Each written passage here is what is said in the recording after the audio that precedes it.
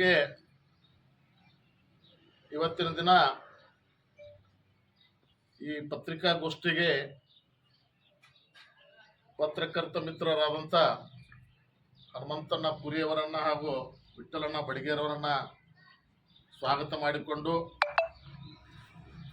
ನಮ್ಮ ಕರ್ನಾಟಕ ರಾಜ್ಯದ ಮಾದರ ಮಹಾಸಭಾದ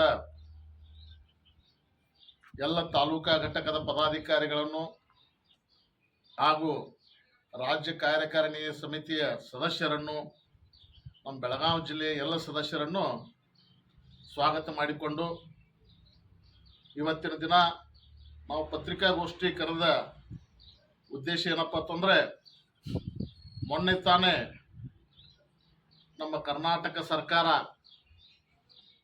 56,342 ಹುದ್ದೆಗಳನ್ನು ನೇಮಕ ಮಾಡಲು ಆನೆಯಾಗಿದೆ. ಆ ನೇಮಕ ಯಾವ ರೀತಿ ಮಾಡಲು ಆನೆಯಾಗಿದೆ ಅಂದರೆ, ನಮ್ಮ ಒಳ ಮೀಸಲಾತಿಯನ್ನು ಬಿಟ್ಟು ಮೊದಲಿನ ಪದ್ಧತಿ ಪ್ರಕಾರ 15% ಮೀಸಲಾತಿಯನ್ನು ಒಳಗೊಂಡಂತೆ ಈ ಹುದ್ದೆಯನ್ನು ನೇಮಕ ಮಾಡಿಕೊಳ್ತೀವಿ ಅಂತಕ್ಕಂಥ ಘೋಷಣೆಯನ್ನು ಸರ್ಕಾರ ಮಾಡಿದೆ. ಅದಕ್ಕಾಗಿ ನಾವೆಲ್ಲರೂ ಇವತ್ತಿನ ದಿನ ಕರ್ನಾಟಕ ಸರ್ಕಾರದ ಘನವೆತ್ತ ಮುಖ್ಯಮಂತ್ರಿಗಳಿಗೆ ಕರ್ನಾಟಕ ರಾಜ್ಯದ ಬೆಳಗಾವಿ ಜಿಲ್ಲೆಯ ಎಲ್ಲ ಮಾದಿಗ ಸಮುದಾಯದಿಂದ ಒಂದು ಹಕ್ಕೊತ್ತಾಯವನ್ನು ಮಾಡ್ತಾ ಇದ್ದೀವಿ. ಸುಮಾರು ಒಂದು ವರ್ಷದ ಹಿಂದೆ ಸುಪ್ರೀಂ ಕೋರ್ಟ್ದ ಆದೇಶದ ಪ್ರಕಾರ ಕರ್ನಾಟಕ ರಾಜ್ಯ ಸರ್ಕಾರ ಏಕಪೀಠ ಸದಸ್ಯರನ್ನು ನೇಮಕ ಮಾಡಿ ಮಾನ್ಯ ನ್ಯಾಯಮೂರ್ತಿಗಳಾದಂಥ ಎಚ್.ಎನ್. ನಾಗಮೋಹದಾಸ್ ಅವರ ಒಂದು ಏಕ ಸದಸ್ಯ ಪೀಠ ಆಯೋಗದಲ್ಲಿ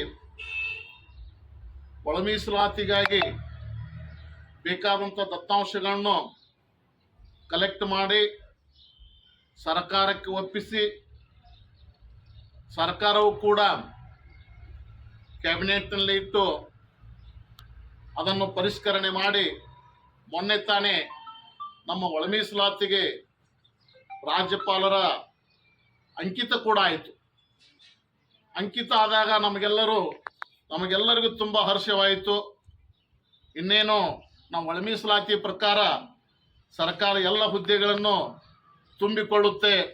ನಮ್ಮೆಲ್ಲ ವಿದ್ಯಾರ್ಥಿಗಳಿಗೆ, ಸಮುದಾಯದ ಎಲ್ಲ ಮಕ್ಕಳಿಗೆ ಮುಂದಿನ ಭವಿಷ್ಯಕ್ಕಾಗಿ ತಮ್ಮ ನೌಕರಿ, ಶಿಕ್ಷಣ ಹಾಗೂ ಬೇರೆದರಲ್ಲಿ ಅನುಕೂಲ ಆಗುತ್ತೆ ಅನ್ನೋ ಹರ್ಷದಲ್ಲಿ ನಾವೆಲ್ಲರೂ ಇದ್ದೀವಿ.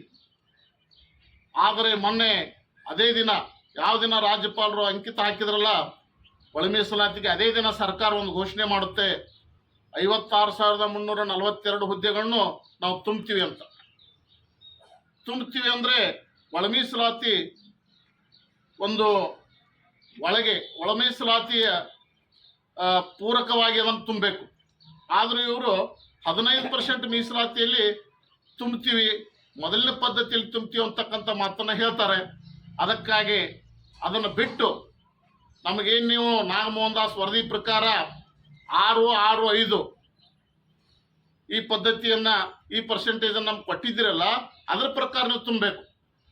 ಅದನ್ನು ಬಿಟ್ಟು ನೀವು ಮೊದಲನೇ ಪದ್ಧತಿ ಪ್ರಕಾರ ತುಂಬಿದರೆ ನಮ್ಮ ಸಮುದಾಯಕ್ಕೆ ತುಂಬ ಅನ್ಯಾಯ ಆಗುತ್ತೆ. ಎಷ್ಟೋ ಜನ ವಿದ್ಯಾರ್ಥಿಗಳಿಗೆ ತುಂಬ ನಷ್ಟವಾಗುತ್ತೆ. ಅದಕ್ಕಾಗಿ ದಯವಿಟ್ಟು ಒಳ ಮೀಸಲಾತಿ ಪೂರಕವಾಗಿ ಅದನ್ನು ನೇಮಕ ಮಾಡಿಕೊಳ್ಬೇಕಂತ ಹೇಳಿ ಮಾನ್ಯ ಮುಖ್ಯಮಂತ್ರಿಯವರಿಗೆ ನಾವು ಈ ಮೂಲಕ ಬೆಳಗಾವಿ ಜಿಲ್ಲೆಯ ಸಮುದಾಯದ ವತಿಯಿಂದ, ಎಲ್ಲ ಮಾದಿಗೆ ಬಂದವರ ವತಿಯಿಂದ ಹಕ್ಕೊತ್ತಾಯ ಮಾಡ್ತಾ ಇದ್ದೀವಿ. ಯಾಕಂದರೆ ನಮ್ಮದೊಂದು ಐತಿಹಾಸಿಕ ಹೋರಾಟ. ಸುಮಾರು ಸ್ವತಂತ್ರ ಹೋರಾಟದಂತೆ 35 ವರ್ಷಗಳ ಕಾಲ ಒಳ ಮೀಸಲಾತಿಗಾಗಿ ನಾವೆಲ್ಲರೂ ಹೋರಾಟ ಮಾಡಿದವರು, ಸಮಾಜ ಕಟ್ಟಿದವರು. ಸಾಕಷ್ಟು ಜನ ಈ ಹೋರಾಟದಲ್ಲಿ ಅಸುನೀಗಿದ್ದಾರೆ. ಸಾಕಷ್ಟು ಜನ ತಮ್ಮ ಜೀವನವನ್ನೇ ಹಾಳು ಮಾಡಿಕೊಂಡಿದ್ದಾರೆ. ಆ ನಿಟ್ಟಿನಲ್ಲಿ ಈಗಲಾದರೂ ಕೂಡ ನಮ್ಮ ಸಮುದಾಯದ ಮಕ್ಕಳ ಭವಿಷ್ಯಕ್ಕಾಗಿ ಅನುಕೂಲ ಆಗುತ್ತೆ ಅಂತಕ್ಕಂಥ ನಿಲುವನ್ನು ನಾವು ಹೊಂದಿದ್ದೀವಿ. ಅದನ್ನು ಬಿಟ್ಟು ನೀವು ಒಳ ಮೀಸಲಾತಿಯನ್ನು ವಿದೌಟ್ ಒಳ ಮೀಸಲಾತಿ ಪರಿಷ್ಕರಣೆ ಮಾಡದೆ ನೀವು ತುಂಬುತ್ತಾ ಇರೋದು ನಮಗೆ ತುಂಬ ಘೋರ ಅನ್ಯಾಯ ಆಗುತ್ತೆ. ಆ ನಿಟ್ಟಿನಲ್ಲಿ ನಾಳೆ ಬರ್ತಕ್ಕಂಥ 6ನೇ ತಾರೀಕು ಕ್ಯಾಬಿನೆಟ್ನಲ್ಲಿ ಮಾನ್ಯ ಮುಖ್ಯಮಂತ್ರಿಗಳು ನಮ್ಮ ಸಮುದಾಯದ ಎಲ್ಲ ಎರಡೂ ಸಮುದಾಯದ ಮಂತ್ರಿಗಳನ್ನ ಒಳಗೊಂಡಂತೆ ದಯವಿಟ್ಟು ನೀವು ಏನು ನಮ್ಮ ಒಳ ಮೀಸಲಾತಿ ಜಾರಿ ಮಾಡಿದ್ರಲ್ಲ, ಪ್ರವರ್ಗ ಎಗೆ 6, ಪ್ರವರ್ಗ ಬಿಗೆ 6 ಹಾಗೂ ಪ್ರವರ್ಗ ಸಿಗೆ 5, ಈ ಒಂದು ಇದರ ಪ್ರಕಾರ ಇದರ ಅನುಗುಣವಾಗಿ ನೀವು ಈ ಹುದ್ದೆಗಳನ್ನು ನೇಮಕ ಮಾಡಬೇಕು. 56,342 ಹುದ್ದೆ ಇವೆಲ್ಲ, ಇದರ ಪ್ರಕಾರ ನೇಮಕ ಮಾಡಿಕೊಳ್ಬೇಕು. ಮೊದಲಿನ ಪ್ರಕಾರ ಆದ್ರೆ ದಯವಿಟ್ಟು ನೇಮಕ ಮಾಡಿಕೊಳ್ಳಬಾರ್ದು, ಅದನ್ನು ಒಳ ಮೀಸಲಾತಿ ಪ್ರಕಾರನೇ ಮಾಡಿಕೊಳ್ಬೇಕು.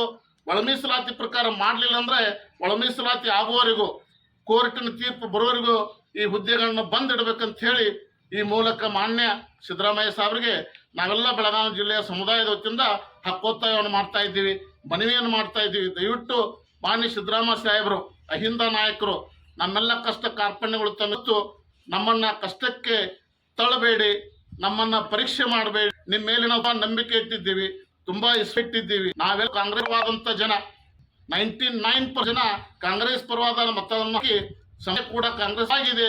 ಅದಕ್ಕಾಗಿ ಸಮಯಕ್ಕೆ ದಯವಿಟ್ಟು ತಾವು ಅನ್ಯಾಯ ಮಾಡದೆ 50,342 ಹುದ್ದೆಗಳನ್ನ ಒಳಮಾತಿ ಪೂರಕವಾಗಿ ಮಾಡ್ಬೇಕಂತ ಹೇಳಿ ತಮ್ಮ ಒತ್ತಾಯವನ್ನು ಮಾಡ್ತಾ ಇದ್ದೀವಿ. ಧನ್ಯವಾದ.